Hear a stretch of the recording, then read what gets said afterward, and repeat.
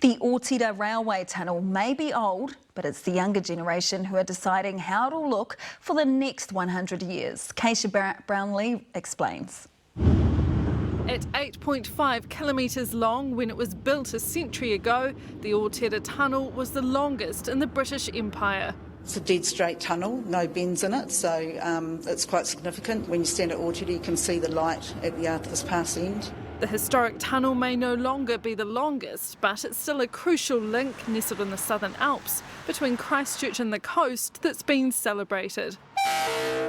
Commemoration of the people that built the tunnel and the two towns either side of the tunnel, Arthur's Pass and Otira. So it's a great opportunity to remember all those people that were involved in that and that have kept it going for the last 100 years. Otira is renowned for its rail history. The original working men's cottages are still dotted along the roadside. A lot of visitors come to this area and use it because of its historical importance. 650 people lived here in its heyday. That's a lot of descendants that, want to come back and see what their people talked about. Thousands turned out for the opening in 1923. 100 years on, celebrations look a little different. A plaque on this rock and a bit of a makeover of the underpass. I'm painting Ururangi. It's the wind star of Matariki. Students from 5 West Coast schools were given creative licence. There was no stipulation on what they should paint. It's been left up to them. That risk has paid off. I love it, and it lights up at night quite well. So, yeah, it's just like having a gallery at our back door, really. And a modern touch to celebrate a piece of history. Keisha Brownlee, Newshub.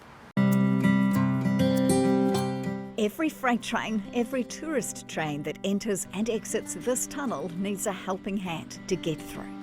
You got a good wee booth here. DJ Mike is in the house. Mike Morgan is driving a banker locomotive.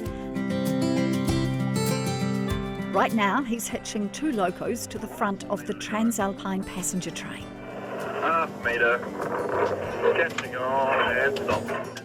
As the train descends into the tunnel, Mike's locos at the front act as safety brakes because the drop between the Arthur's Pass and Otira between east and west is steep.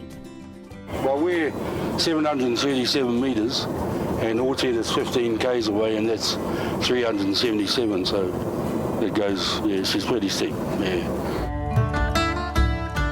A 1 in 33 gradient, to be exact, and they were exact 100 years ago, the tunnellers that began at both ends, deep under the Southern Alps, and met in the middle.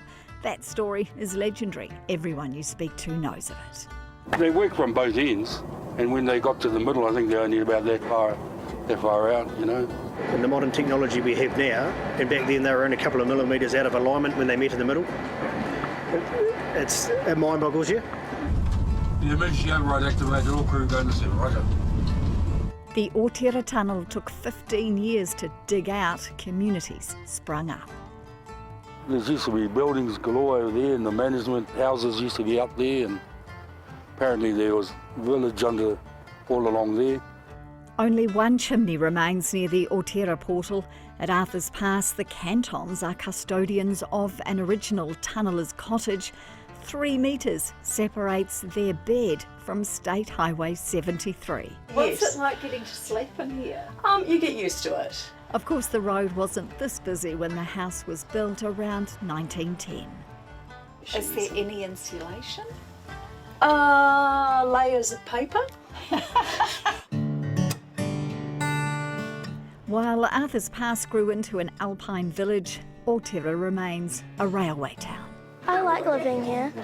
As Otira prepares to party to celebrate a centennial, Jackie McGee and her classmates and kids from other schools are decorating Otira's pedestrian subway. We actually had a lot of people that have heard about it and parked up, visitors to the area parked up and come through and had a look. So the response Tourist attraction. It is. Whether you drive, bike or run coast to coast between Arthur's Pass and Otira, think of the banker drivers below you, going back and forth, getting everyone and everything through. 803 is clear of the tunnel. Think of the Kiwi Rail crew doing their drills to maintain their excellent safety record, and think of the tunnellers who toiled there 100 years ago. Yeah, one of the guys here talking about that some of the rock was so tough it took 2 hours to drill an inch deep. New Zealand wasn't built by politicians or by wealthy people. It was built by, people who lived in places like this. That's the people who built the tunnel and indeed most of New Zealand.